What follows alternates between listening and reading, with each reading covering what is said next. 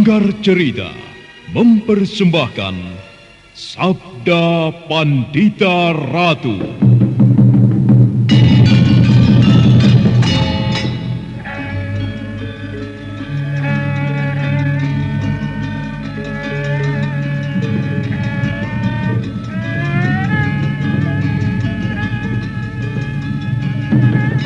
Kureguk anggur Mahadewa, kucicipi madu sabdanya.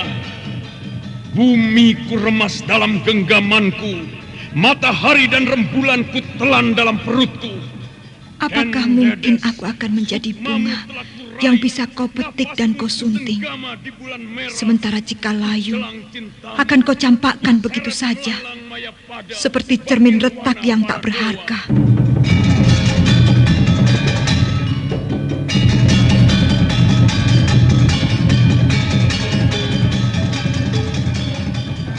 Sabda Pandita Ratu, sebuah kisah penuh dilema, tragedi cinta anak manusia, perebutan tahta, mabuk harta dan duniawi, serta silaunya kehormatan, di mana keangkara murkaan merajalela karena dendam yang membara.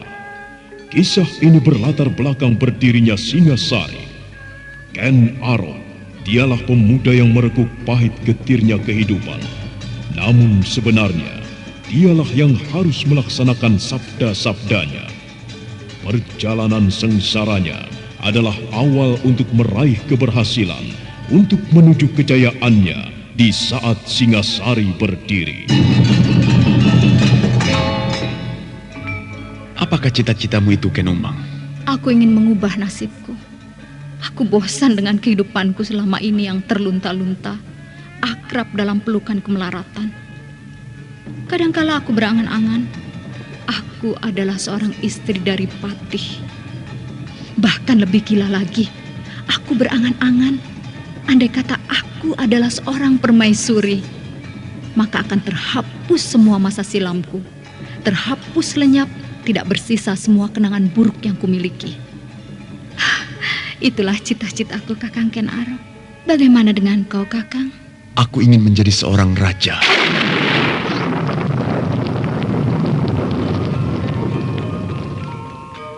Sabda Pandita Ratu. Naskah ditulis oleh Pondra Swasti Langit, diolah oleh Agung Bahrodi, didukung oleh artis-artis terkemuka Ferry Fadli, Eli Ermawati, M. Abud, Ivone Rose, dan lain-lain. Teknik dan montase Ibing Arifin, dengan sutradara Dian Pertiwi. Sabda Pandita Ratu, kali ini dalam episode ke-12 dengan judul Candi Swambara Budura.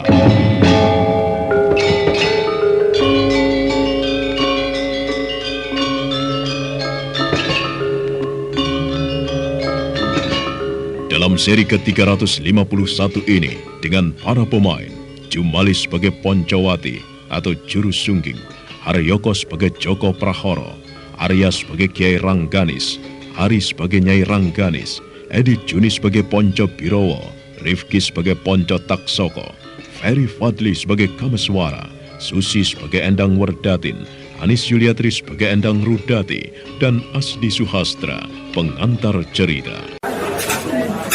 Ada apa sih, Hiu? Dari tadi tak perhatikan kok mukamu kusut banget. Aduh, aku lagi pusing nih. Mamaku minta dicarikan channel YouTube yang ada sendiwara radionya. Apa ada coba? Loh, ada. Coba aja kunjungi channel YouTube Satria Collection.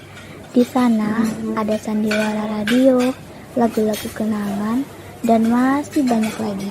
Wah, ini yang aku cari. Terima kasih ya, Res. Mengenang masa lalu adalah hal yang sangat menyenangkan. Ya, lagu-lagu kenangan, dangdut, pop, ataupun sandiwara radio yang kini sudah tidak bisa kita dengarkan lagi.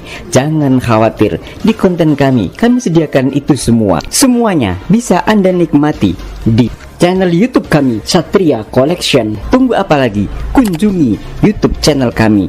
Jangan lupa subscribe, komen, dan like-nya.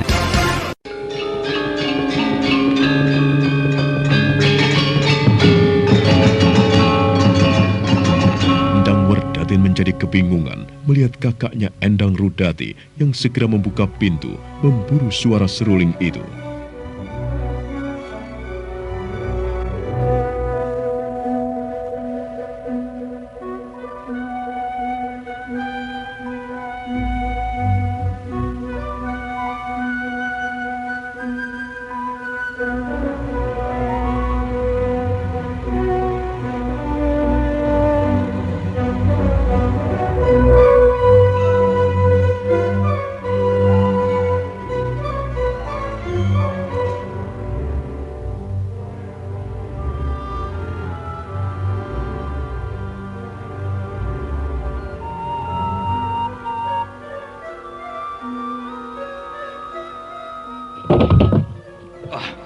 Ada apa, Werdatin?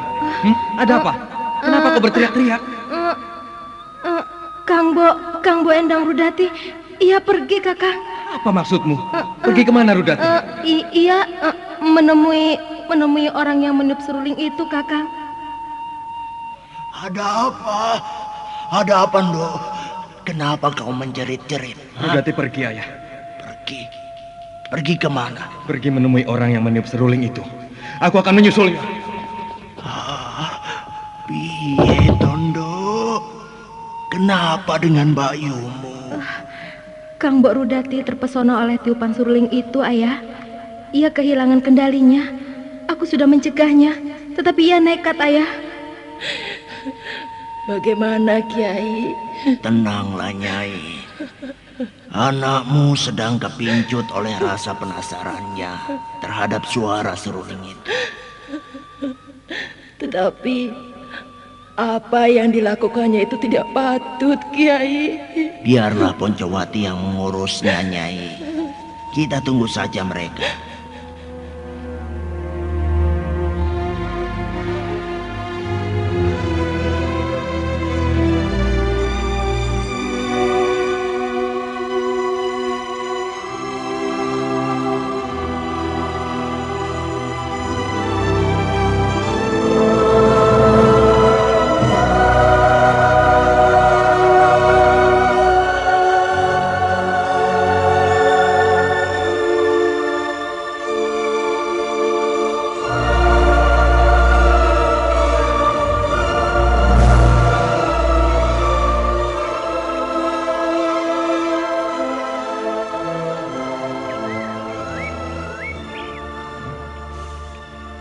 Apa yang kemudian terjadi, Ki Jurusungging?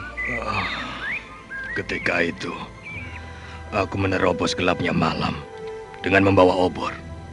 Aku mengejar adikku yang kehilangan kendali oleh pesona alunan seruling itu. Ketika aku menyadari kekeliruanku, aku segera memadamkan oborku. Dengan mengendap-endap, aku membuntuti Endang Rudati. Ternyata seorang pemuda tengah berdiri di sebuah batu besar yang tergeletak di sebuah sungai, di mana di atasnya terdapat sebuah jembatan kayu. Seperti dituntun, Endang Rudati menuju tempat itu. Aku mengira Endang Rudati diam-diam telah menjalin hubungan dengan lelaki peniup seruling itu. Tapi ternyata bagaimana, Ki Juru? Kembali Ki Jurusungging menerawang. Matanya memandang pepohonan yang rimbun di kejauhan, mencoba mengenang kembali peristiwa yang pernah dan telah terjadi bertahun-tahun yang silam.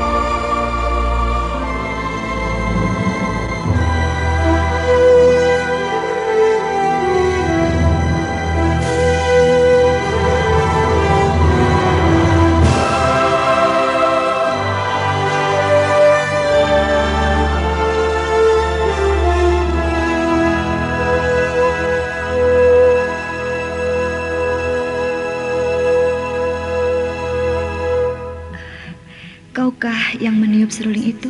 Iya, aku yang meniup seruling ini. Kenapa? Aku suka sekali dengan tiupan serulingmu. Terdengar indah di telingaku. Serasa bagaimana dia, Jeng? Serasa mengajakku terbang ke langit. Oh iya? Kalau begitu sesuai dengan yang aku angankan. Aku meniup seruling ini sambil membayangkan seolah aku mengajakmu terbang di Ajeng. Oh, benarkah demikian, Kakang? Iya. Lalu, tiupan seruling yang baru saja kau alunkan itu adalah sengaja kau berikan kepadaku? Benar, Untukku? Di Ajeng. Benar. Siapakah kau, Kakang? Kau sendiri, siapakah namamu, Di Ajeng? Aku melihatmu beberapa hari yang lalu, dan aku sungguh sangat terpesona oleh kecantikanmu. Itulah sebabnya aku meniup seruling kerinduan dan kekagumanku kepadamu. Siapakah engkau? Namaku Endang Rudati. Kau siapa, Kakang? Namaku Prahoro, Joko Prahoro.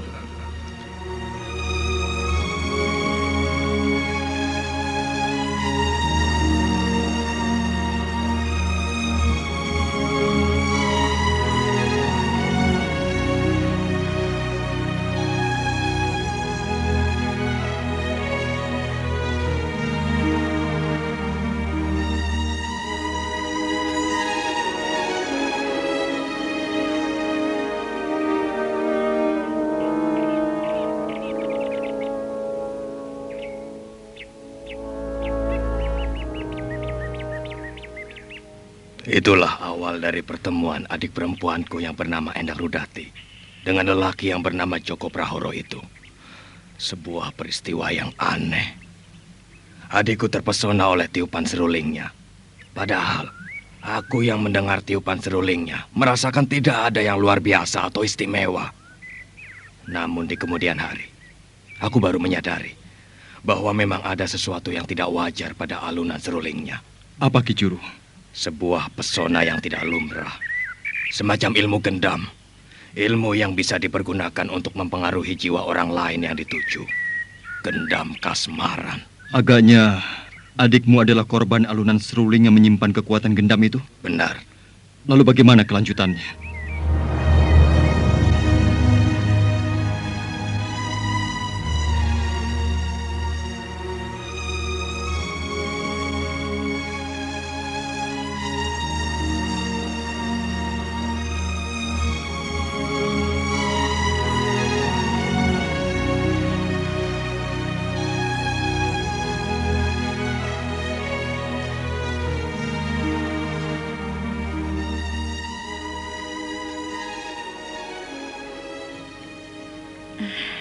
Kakang Joko Prahoro.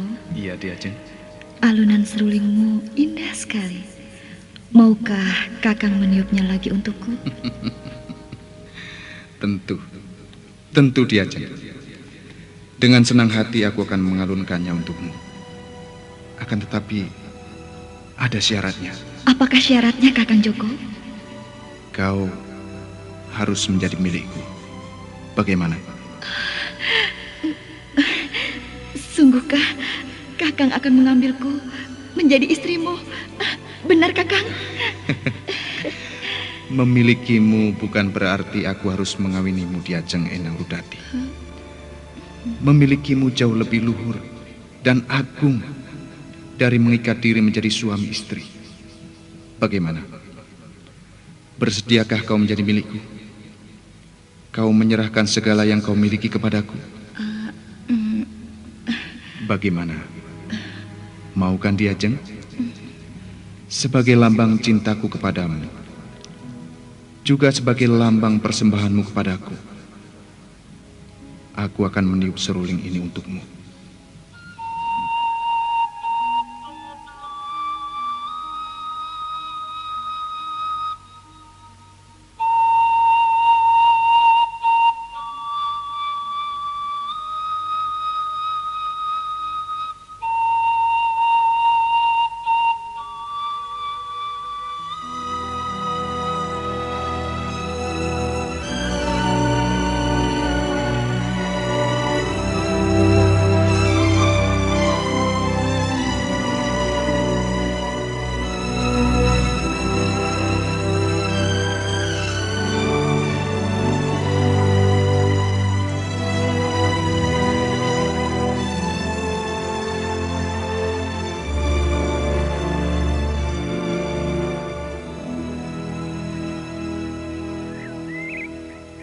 fitnah itu telah menimpa adikku.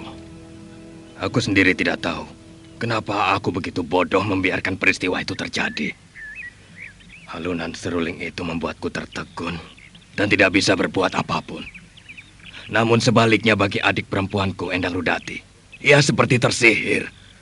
Alunan seruling itu bagaikan sebuah peristiwa yang tidak bisa ditolaknya. Manakala seruling itu mengalun menyentak, Rudati lupa diri. Ia telah melepasi pakaiannya. Aku bingung sekali menghadapi peristiwa itu. Seharusnya aku mencegah. Ya, seharusnya aku mencegah mereka. Tapi rasa maluku melihat apa yang mereka perbuat membuat aku justru menyingkir, seolah memberi kesempatan kepada mereka.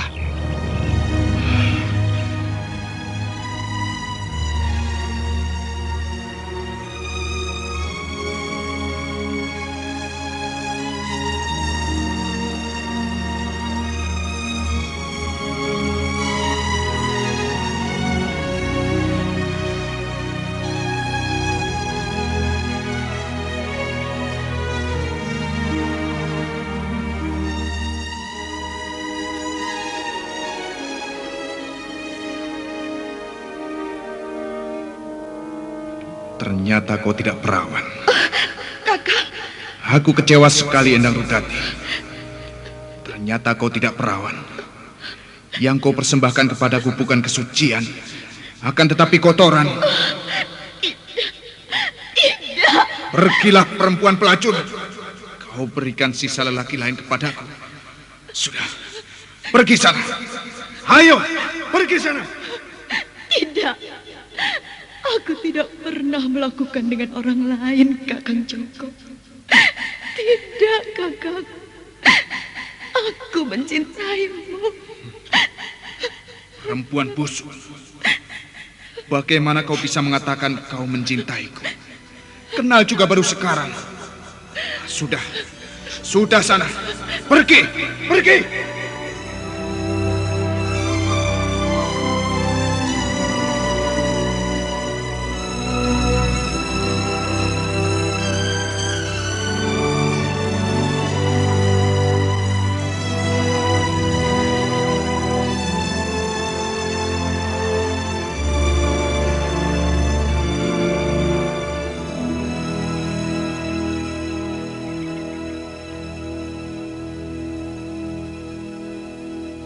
Tiba-tiba halilintar meledak beruntun.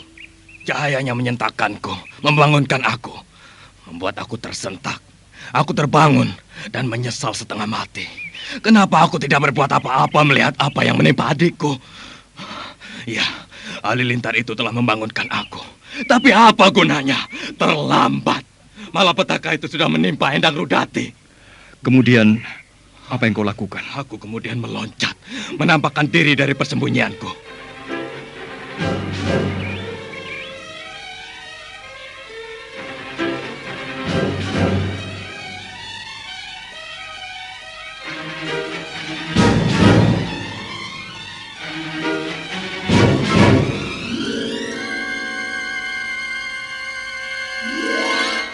Siapa kau?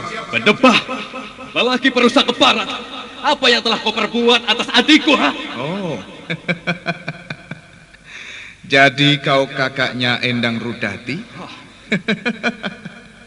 Aku tahu. Kau bersembunyi di balik kerumbul-kerumbul itu dan menyaksikan apa yang telah kami perbuat. Adikmu sudah tidak perawan lagi. Nah, terimalah dia. Aku kembalikan dia kepadamu. Keparat kau! Oh, kau mengumpati aku. Kau tidak terima terhadap apa yang aku lakukan dengan adikmu? Kalau kau tidak senang, tidak menyetujui, mengapa kau justru diam saja?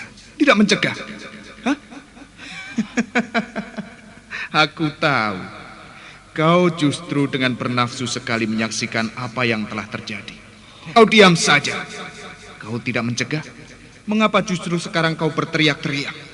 Aku bunuh kau Bedebah. Aku bunuh kau keparat. Ya!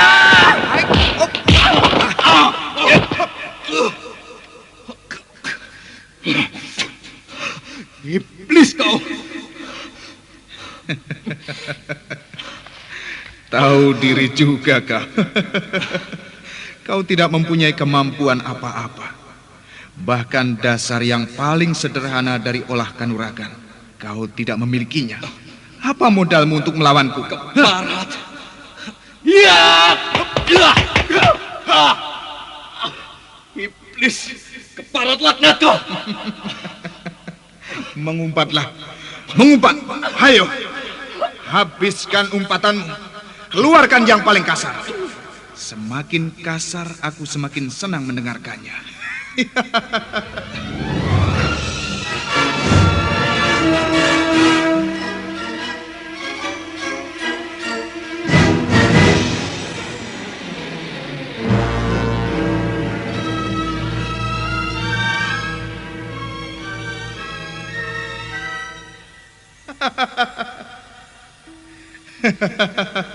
Kau tidak kapok, tidak cerah?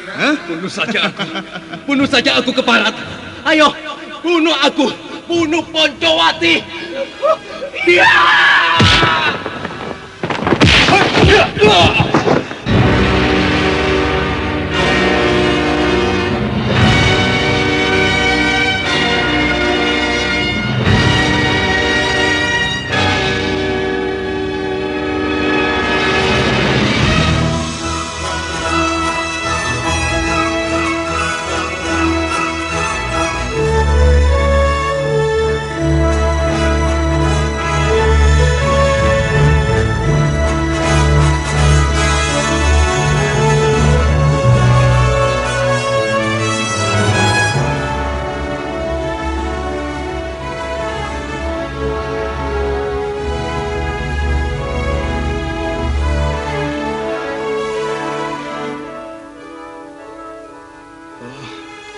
Bagaimana dengan Rudati?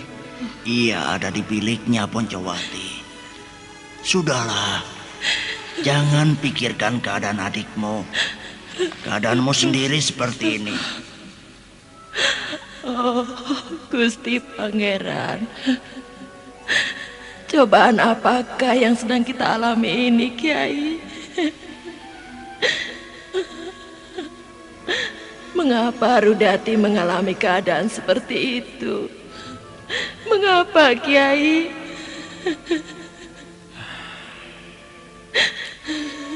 Aku sendiri tidak mengerti, Nyai. Mungkin kita pernah berbuat salah. Dan Batara Agung membalasnya dengan cara seperti ini.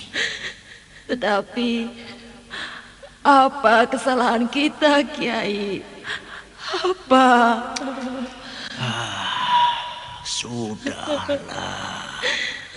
Sudahlah, Nyai. Kita harus menerima malapetaka yang menimpa anakmu itu dengan lapang dada. Apalah yang bisa kita lakukan? Kita ini orang-orang bodoh. Di samping bodoh tidak mempunyai kekuatan. Sedang anakmu Mbarep si Poncowati saja dihajar babak belur seperti itu, Nyai. Yang Batara Agung, kabulkanlah permohonan hamba ini. Terkutuklah lelaki yang telah merusak anakku itu. Turunkan petirmu untuk menyambarnya. Kutuklah lelaki itu menjadi binatang yang paling hina. Yang Batara Agung. Sudahlah, Nyai. Sudah.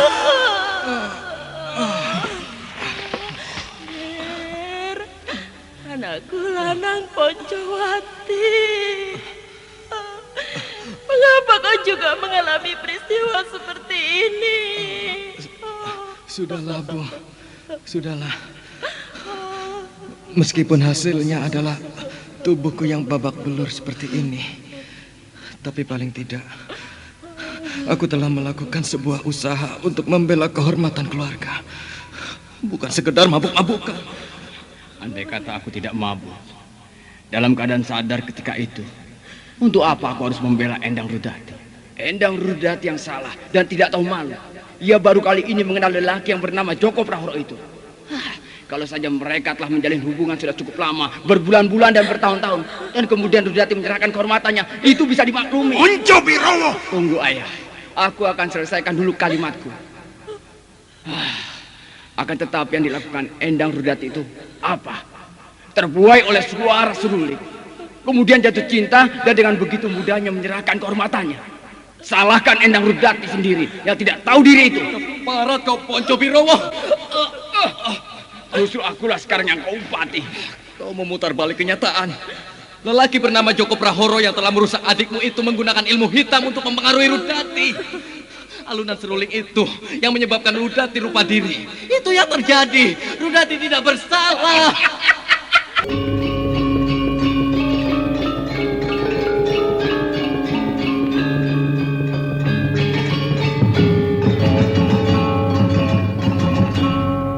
Poncowati sangat geram melihat adik-adiknya yang tidak merasa kecewa terhadap peristiwa yang telah terjadi pada diri Endang Rudati.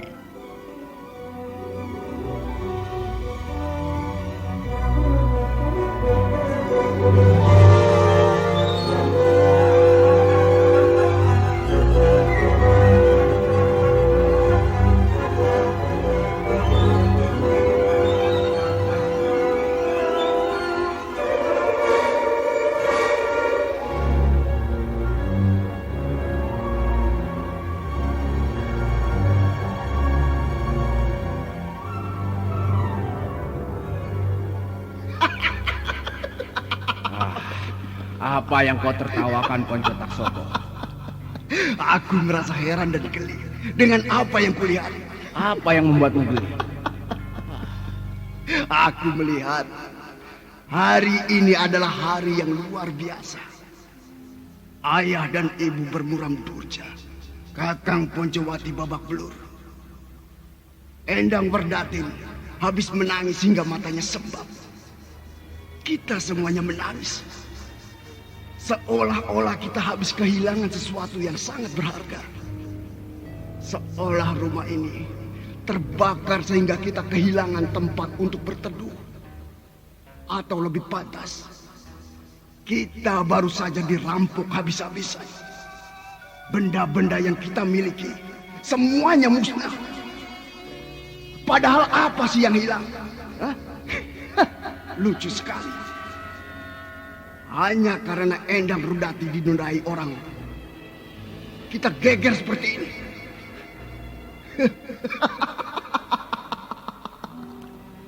Padahal, marilah kita menengok.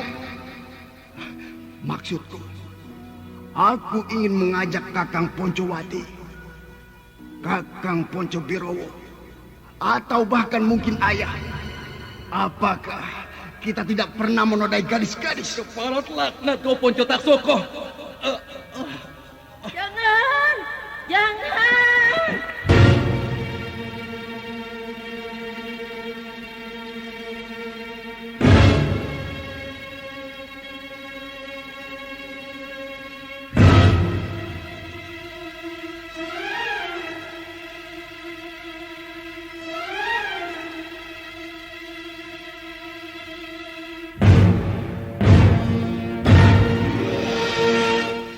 Poncowati yang benar-benar marah, tersentuh dengan kasar pusat kendali kemarahannya, berusaha bangkit dari pembaringan. Namun Kyai Rengganis dan Nyai Rengganis mencegahnya. Akan tetapi Poncowati terus berusaha untuk turun dari tempat tidurnya. Terhuyung-huyung dia berusaha berjalan, tapi terjatuh. Nyai Rengganis menubruknya. Endang Werdatin juga menubruknya. Maka meledaklah tangis kedua perempuan itu.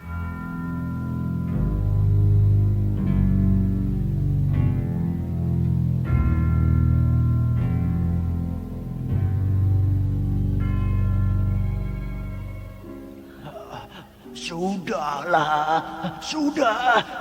Kalian jangan bertengkar. Jangan bertengkar. Sudah, Poncowati. Taksoko, andai kata tubuhku dalam keadaan sehat, tidak seperti ini. tentu akan aku robek mulutmu yang telah rusak itu.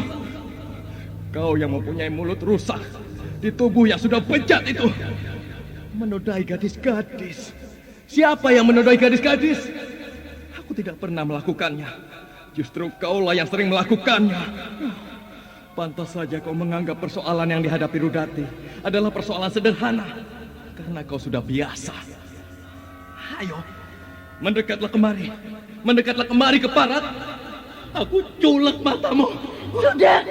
Sudah. Kalian bersaudara. Jangan bermusuhan seperti ini. Jangan bertengkar. Sudah. Jangan, Kakang. Kakang jangan bertengkar.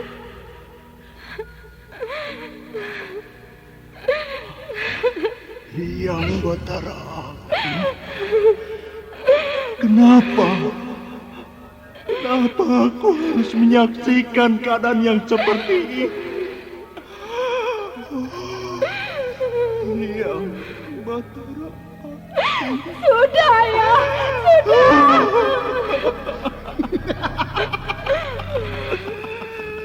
Ayo, menangislah semuanya. Hanya untuk menangisi sebuah keperawanan. Pergilah kau, Kakang Taksoko. Iya, aku memang akan pergi. Ayo Kakang Poncobiro, kita tinggalkan ruangan ini. Kau jangan ikut-ikutan menjadi lelaki cengeng, menangisi hal-hal yang tidak ada gunanya. Kalau perlu, ayo kita cari tuan. Kita meriahkan apa yang menimpa rumah kita ini dengan minum sampai mabuk. Ayo!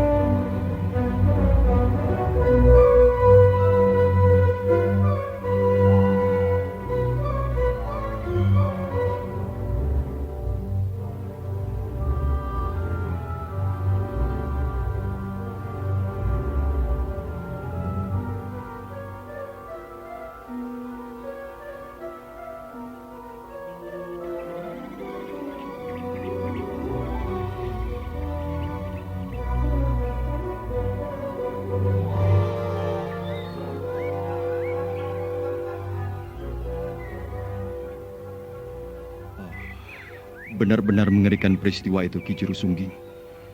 Kau tentu sangat terpukul. Iya, aku benar-benar merasakan kepedihan yang luar biasa. Aku tidak mengira dalam keadaan keluarga dilanda malapetaka seperti itu. Ternyata adik-adikku sendiri memiliki sikap yang sama sekali tidak terpuji. Mengerikan. Benar-benar mengerikan sekali. Joko Prahoro hanya sebuah nama. Bisa saja orang menggunakan nama Joko Prahoro, Joko Maruta, atau menggunakan nama Murti Wandawa.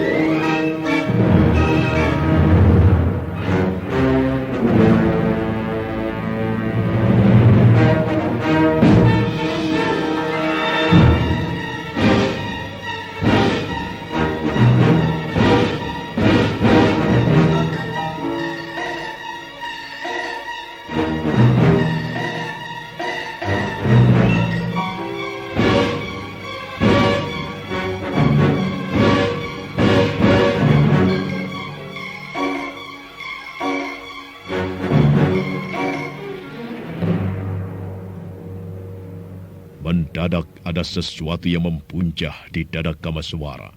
Hal yang kemudian membuat Kamaswara merasa sesak dadanya. Bayangan seseorang itu menguasai tatapan matanya. Kameswara mencoba menghubungkan antara orang itu dengan Joko Prahoro, mencari kemungkinan adanya tali yang menghubungkan antara Joko Prahoro dengan ayahnya, yang di mana-mana meninggalkan jejak kotor perbuatan biadab.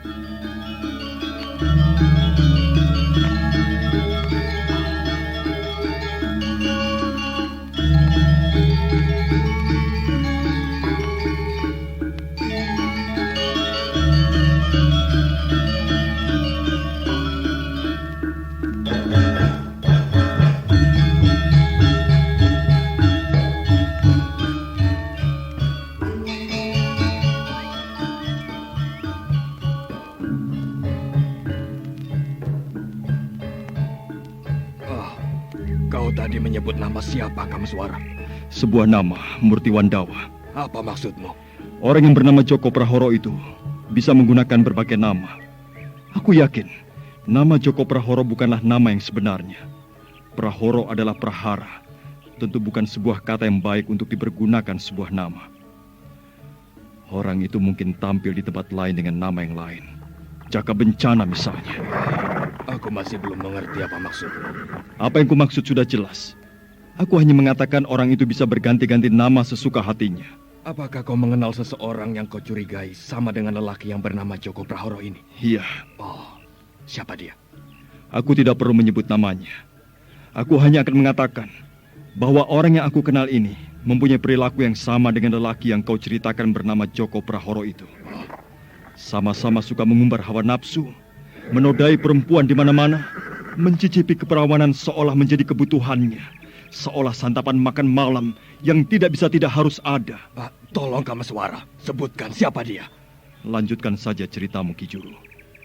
Setelah kau selesaikan ceritamu, aku tidak akan keberatan untuk menceritakan siapa aku. Dan aku bahkan menawarkan untuk saling bahu-membahu dalam menghadapi persoalan yang kau hadapi. Terima kasih.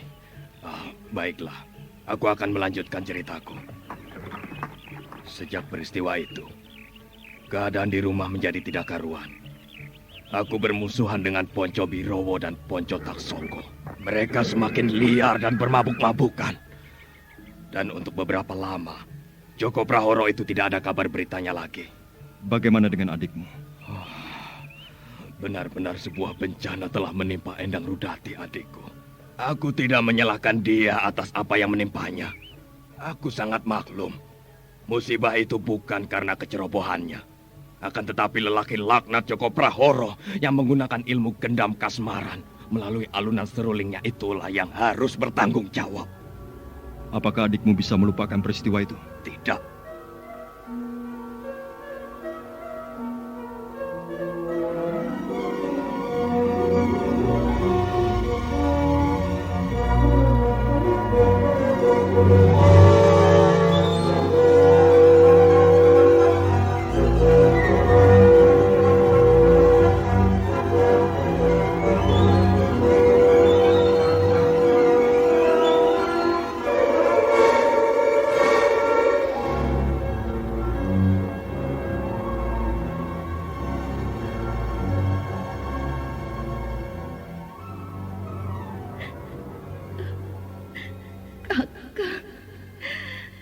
Kakang Joko Prahoro.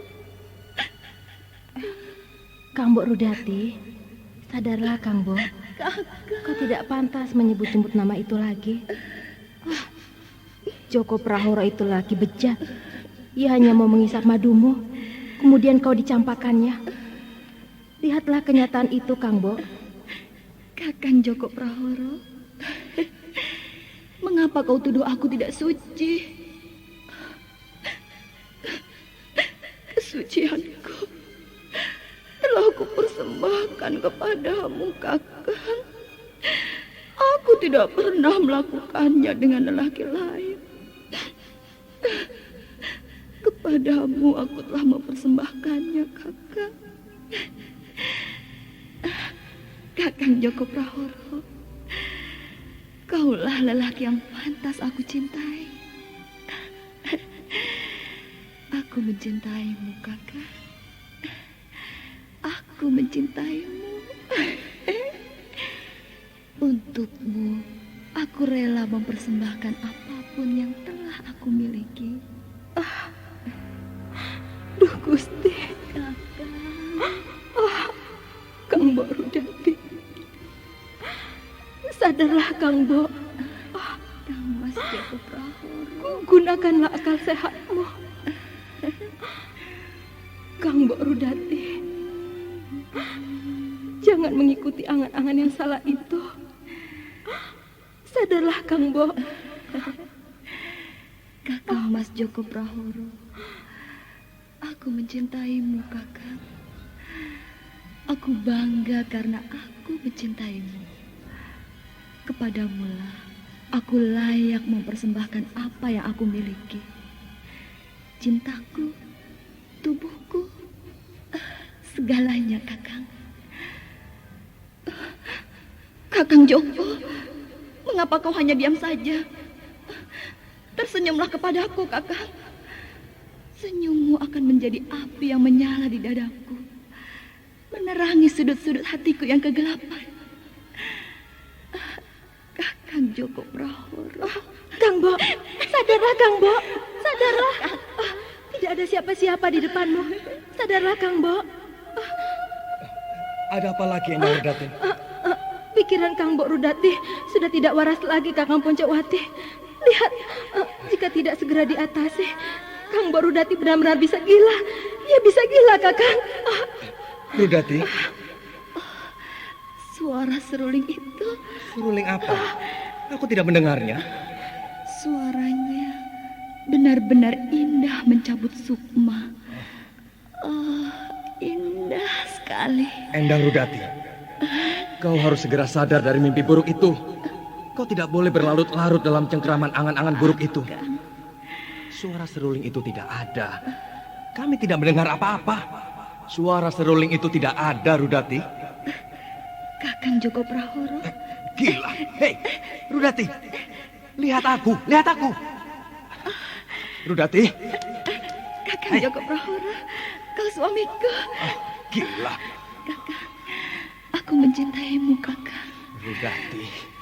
Rudati, lihat. Kakang. Lihat. Lihat, Rudati. Ini aku. Lihat siapa aku, ha? Nah, lihat ini. Siapa aku?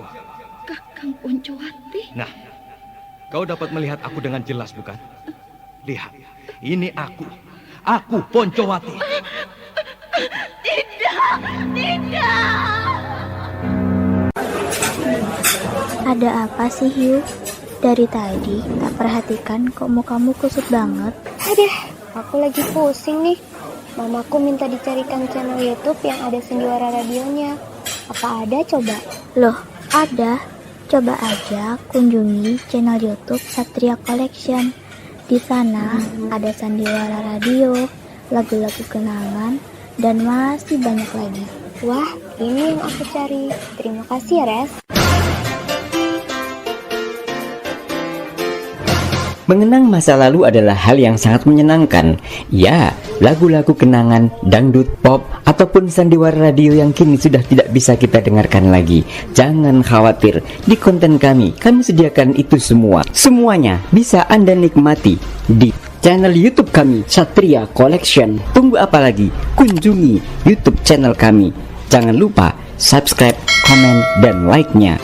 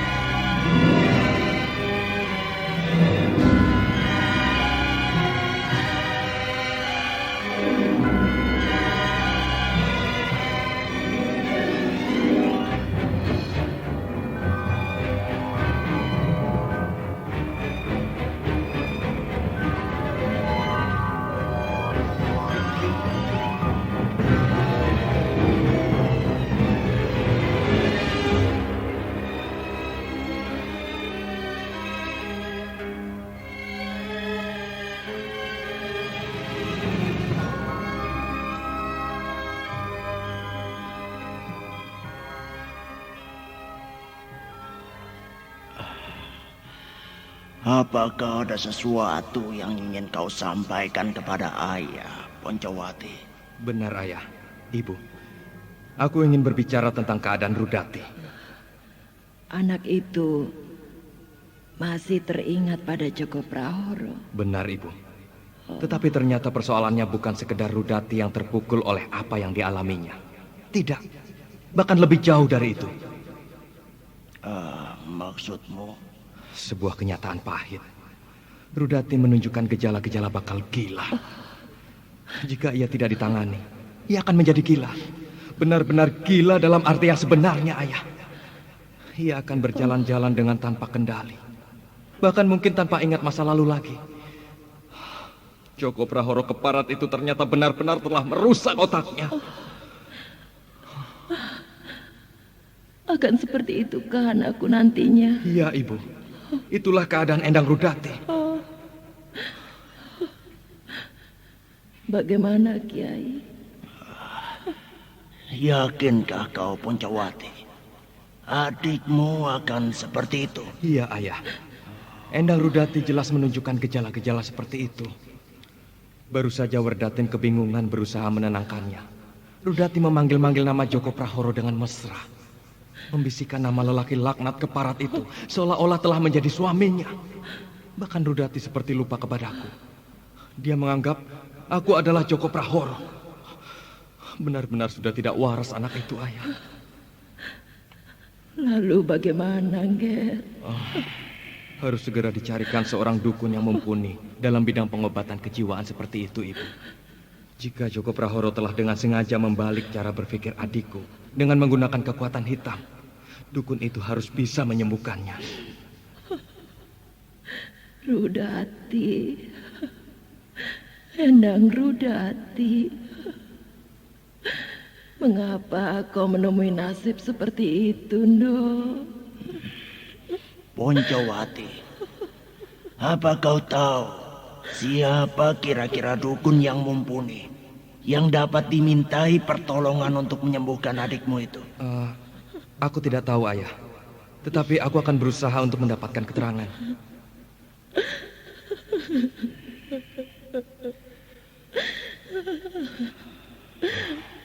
Bagaimana nasib anakmu itu? Kalau benar-benar menjadi gila, Kiai. Jika Rudati gila, dan supaya tidak membuat keluarga ini menjadi malu, Bu, mungkin ia terpaksa harus dipasung.